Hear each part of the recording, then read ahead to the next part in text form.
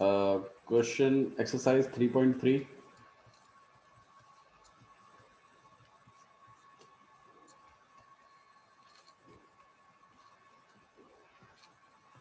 Exercise 3.3 question number 4 doubt में है विशाल को।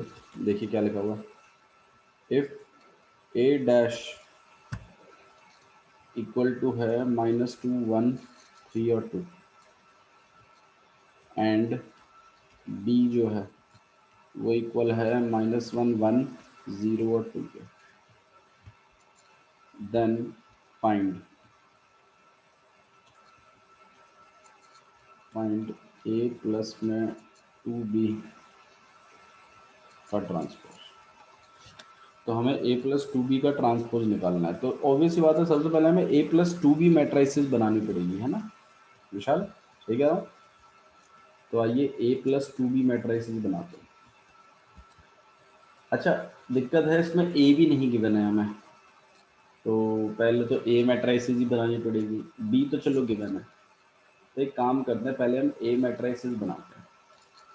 तो अगर आप किसी ट्रांसपोज मैट्रिसेस का फिर ट्रांसपोज कर दें तो आपको ए मैट्रिसेस मिल जाती है।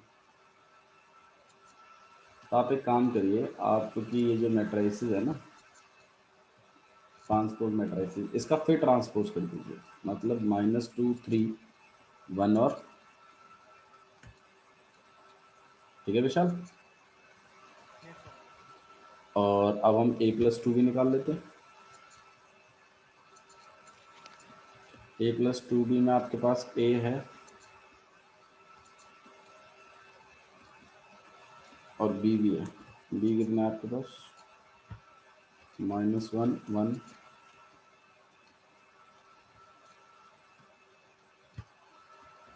ये हो जाएगा आपके पास -2 3 1 2 प्लस -2 2 0 और 4।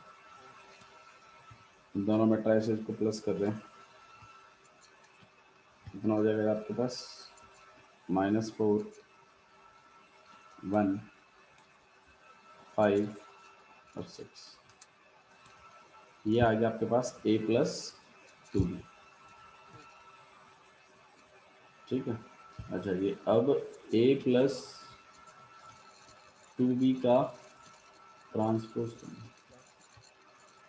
तो ट्रांसपोज कर देते हैं हम। -4 1 5 और 6 आया। Yes sir.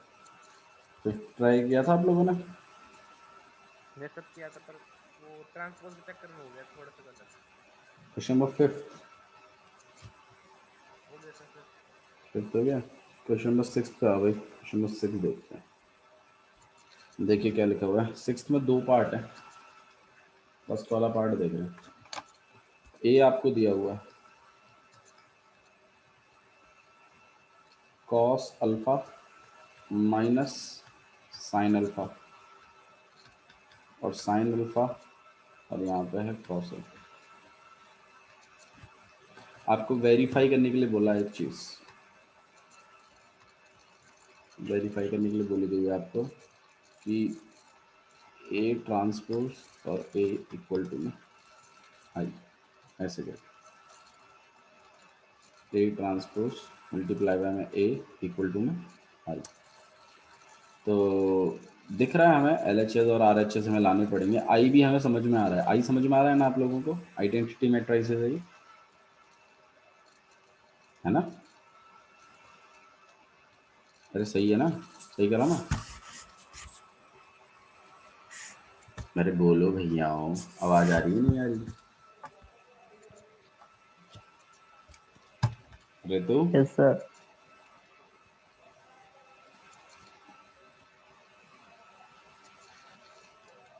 चलिए देखिए। तो ए डैश निकालना पड़ेगा, तो मतलब ऑब्वियस सी बात है हमें इसका ए डैश चाहिए। ए डैश निकाल लो। ए डैश निकालने के लिए क्या करना पड़ेगा? इसके रोज कॉलम को चेंज करना पड़ेगा। कॉस अल्फा साइन अल्फा और माइनस साइन अल्फा और कॉस अल्फा। फिर अगर हम इसको देखें एल एच एस को, डिमांड क्या है एलएचएस की, देखिए ए डैश और ए मल्टीप्लाई करना है।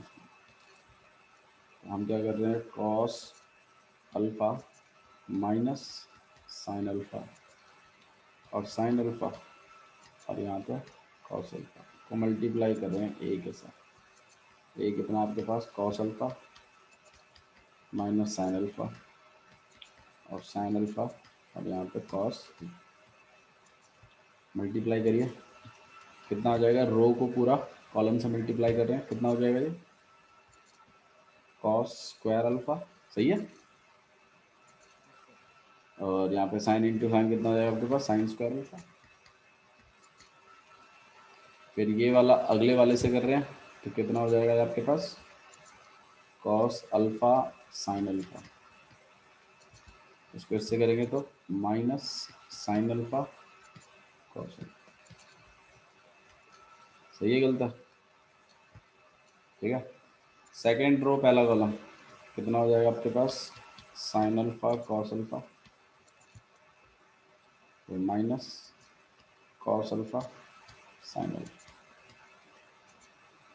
और लास्ट वाला हो जाएगा आपके पास साइन स्क्वायर अल्फा और प्लस का कॉस स्क्वायर अल्फा। भाई ये पूरा इससे हट जाएगा, सेम ही चीज़ है, ये भी पूरा इससे हट जाएगा, सही है। और cos square alpha plus sine square alpha कितना होता है रविता, 1। ये तो 1 होता है। तो ये पार्ट 1, ये पार्ट 0, ये पार्ट 0, ये पार्ट 1। तो ये कहीं ना कहीं आपकी आइडेंटिटी मैट्रिसेस ही नहीं आ गई, आई नहीं आ गया। Yes sir. और हमारा आरएचएस भी क्या है, आइडेंटिटी मैट्रिसेस ही है। तो आपका एलएचएस इक्वल टू क्या हो गया, आया समझ में, ठीक है। तो इस तरीके से आपको समझ के करना है, ठीक है गाइस। अच्छा जी, नेक्स्ट क्वेश्चन देख रहे हैं, क्वेश्चन नंबर 7। 6 के 2 पार्ट हैं, दूसरा पार्ट आप ट्राई करिएगा, हो जाएगा मेरे ख्याल से आपसे, आपको दिक्कत नहीं आएगी। मतलब इसमें जो मेन पार्ट था वो फॉर्मूला लगाना था, तो वो फॉर्मूला आपको क्लिक हो ना हो उस पर थोड़ा सा डाउट था, ठीक है, इतना मुश्किल नहीं। क्वेश्चन नंबर 7 देखिए। 7 को पढ़ने से पहले हम लोग 2 तरीके की मैट्रिसेस और देखेंगे। पहली मैट्रिसेस है आपके पास सिमेट्रिक मैट्रिसेस, सिमेट्रिक मैट्रिसेस, ठीक है। कौन सी है ये, सिमेट्रिक मैट्रिसेस,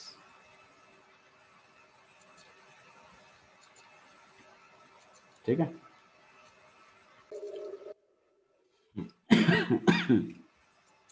सिमेट्रिक मैट्रिसेस देख रहे हैं, तो ठीक है। तो 2 टाइप के मैट्रिसेस हम पढ़ रहे थे, एक था आपके पास सिमेट्रिक मैट्रिसेस, एक था आपके पास skew symmetric matrices. Symmetric matrices देखिए क्या होता है, सिमेट्रिक मैट्रिसेस और एक है आपके पास क्यू सिमेट्रिक मैट्रिसेस। समझिएगा फर्कों को, क्यू सिमेट्रिक मैट्रिसेस, ठीक है। एक सिमेट्रिक मैट्रिसेस है, एक स्क्यू सिमेट्रिक मैट्रिसेस है। सिमेट्रिक मैट्रिसेस में होता है ऐसा कि आपकी जो एक मैट्रिसेस है वो इक्वल होती है अपने ही, मतलब किसी मैट्रिसेस का ट्रांसपोज इक्वल होता है अपने ही मैट्रिसेस के नेगेटिव के। अगर ऐसा हो जाए तो ऐसी मैट्रिसेस को हम कहते हैं सिमेट्रिक मैट्रिसेस, ठीक है। मैं समझाता हूँ आपको, चिंता मत करो, एक एग्जांपल लेके आपको समझाते हैं, ज़्यादा क्लियर समझ में आएगा। देखो, जैसे ये एक मैट्रिसेस है, मान लीजिए 1 -1 -1 5 2 1 और 5 1 3, मान लीजिए ये एक मैट्रिसेस है। मैं एक काम करता हूँ, सर नेगेटिव की नहीं, अगर सॉरी नेगेटिव की नहीं होता, इसका ट्रांसपोज इसी मैट्रिसेस के अगर इक्वल आ जाए तो, ठीक है। तो मैं एक काम करता हूँ, मैं इसी मैट्रिसेस का ट्रांसपोज कर देता हूँ। ट्रांसपोज करना है इसका, कितना आएगा, 1 -1 5 -1 2 और 1 और 5 1 और 3। अच्छा गौर करो, ये मैट्रिसेस यही मैट्रिसेस है, गौर किया आपने इस बात पर? नहीं, अरे बोलो। ए यार, तो मैं भैया म्यूट करके बैठने की बहुत गंदी आदत है यार। ये ए मैट्रिसेस जो है ए ट्रांसपोज के बराबर है, ए ट्रांसपोज जो है वो ए मैट्रिसेस के बराबर है। तो ऐसी मैट्रिसेस जिसका ट्रांसपोज उसी मैट्रिसेस के इक्वल होता है, क्या कहलाते हैं, सिमेट्रिक मैट्रिसेस। अच्छा, ये अब आप ये पूछ सकते हो सर ये जादू टोना कैसे किया। देखो गौर करो, ये एलिमेंट और ये एलिमेंट सेम रखा है मैंने जानबूझ के, देख रहे हो, और ये एलिमेंट और ये एलिमेंट सेम रखा है जानबूझ के, और ये एलिमेंट और ये एलिमेंट सेम रखा है जानबूझ, मतलब नॉन डायगोनल एलिमेंट्स को मैंने सेम रखा है। क्यों? क्योंकि जब मैं ट्रांसपोज करता हूँ तो ये नॉन डायगोनल एलिमेंट घूम जाते हैं। क्या होता है, ये घूम जाता है। फॉर एग्जाम्पल देखिए, मैं आपको करके दिखाता हूँ इस चीज़ को। जैसे ये एक मैट्रिसेस है, A11 A12 A13 A21 A22 A22 A31 A32 और A33, सही है। मैं इसका आपको ट्रांसपोज करके दिखाता हूँ, देखना क्या होता है। A12 नीचे आएगा ना, और A13 नीचे आएगा, हाँ या ना, और फिर A21, फिर A22 और फिर A23, फिर A31 A32 और A33, हाँ या ना। क्या समझ में आया आपके, कि जहां पहले 21 था और जहां 12 है, उन्होंने अपनी जगह चेंज करी है, देखो, है ना। जहां 12 था वहां 21 आ गया, जहां 21 था वहां 12 चला गया। ट्रांसपोज में यही होता है। ऐसा ही जहां 13 था वहां 31 आ गया, और जहां 31 था वहां 13 आ गया, सही है। अच्छा जी, ऐसा ही आपका इसमें है, जहाँ 23 था वहाँ 32 आ गया, और जहाँ 32 था वहाँ 23 आ गया। तो अगर आपको जानबूझ के कोई सिमेट्रिक मैट्रिसेस बनानी है तो आपने ध्यान क्या देना है, बताओ, कि 1 2 और 2 1 पोजीशन का एलिमेंट सेम रहे, ताकि ट्रांसपोज होने के बाद वो वही चीज़ आ जाए। नहीं, देखो मैं आपको एक करके दिखाता हूँ। जैसे मान लो यहाँ 1 5 7, डायगोनल एलिमेंट तो कुछ भी रखो, डायगोनल एलिमेंट से कोई फर्क नहीं पड़ता, लेकिन नॉन डायगोनल एलिमेंट सेम होनी चाहिए। जैसे मान लो यहाँ अगर आप 3 रख रहे हो तो यहाँ पर भी क्या रखना पड़ेगा, 3, सही है ना विशाल। या यहाँ अगर 4 रख रहे हो तो यहाँ पर भी क्या रखना पड़ेगा, 4। और अगर यहाँ -7 रख रहे हो तो यहाँ पर भी क्या रखना पड़ेगा।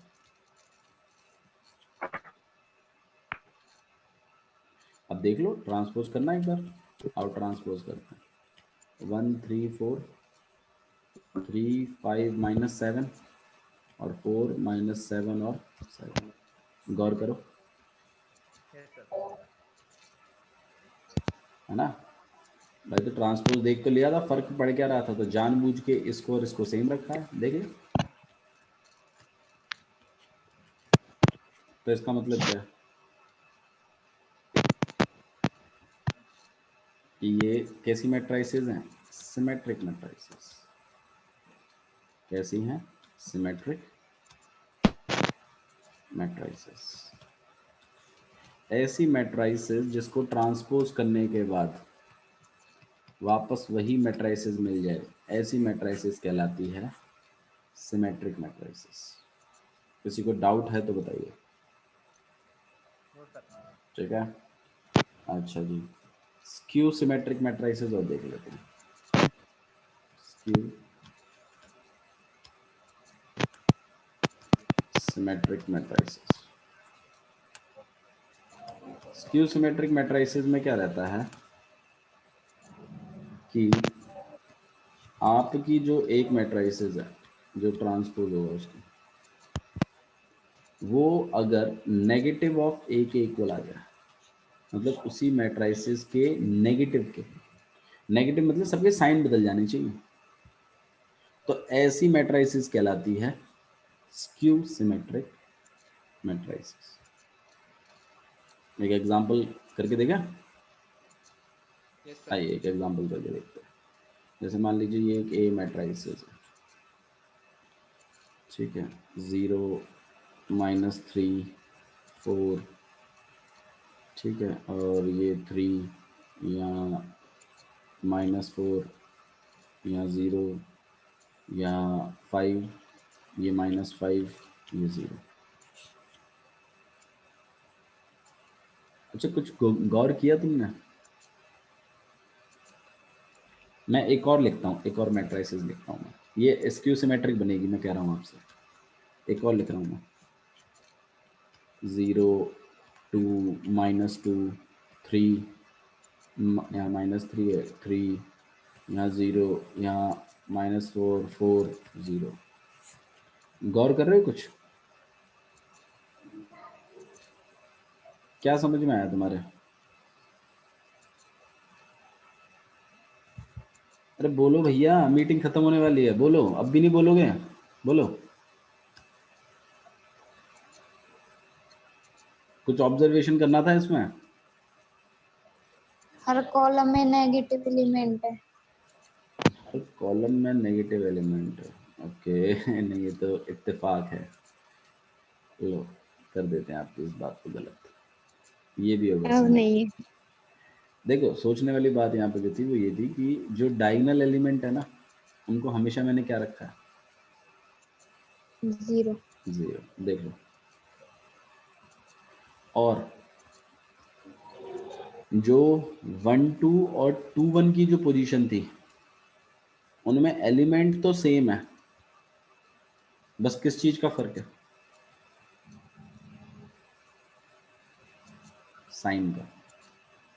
एक में साइन है, एक में नेगेटिव है, एक में पॉजिटिव है ना। ऐसे ही 1 3 और 3 1 में फर्क देखो, किसका? सेम, एक साइन का। और ऐसे ही 2 3 और 3 2 में भी फर्क है, किस चीज का? सिर्फ एक साइन का। अब मैं क्या करूँगा, मैं, मेरे लिए स्क्यू सिमेट्रिक कब माना जाएगा? जब मैं उसका ट्रांसपोज उसी मैट्रिसेस के नेगेटिव के इक्वल ले आऊँ। तो आइए ट्रांसपोज करते हैं। 0 -3 4 3 0 -5 और -4 5 और 0। तो मैं काम करता हूँ, मैं इनमें से नेगेटिव खींच लेता हूँ, सब में से। नेगेटिव खींचेंगे तो ये किसके? 0 -3 4 3 0 -5 -4 5 और 0। ये नेगेटिव ऑफ ए के बराबर आ गया, ठीक है। चलो आज के लिए इतना ही बहुत है, बाकी कल पढ़ेंगे, ठीक है।